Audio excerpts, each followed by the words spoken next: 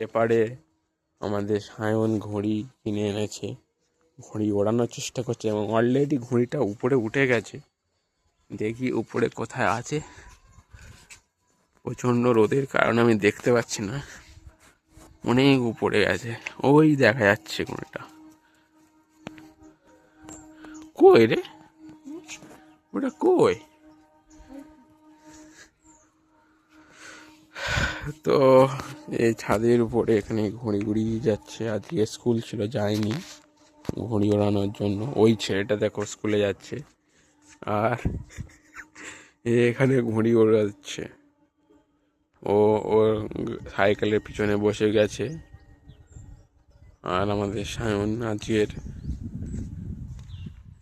ঘড়ি ওড়াচ্ছে ওই ছেলেটার মাথার উপর দিয়ে।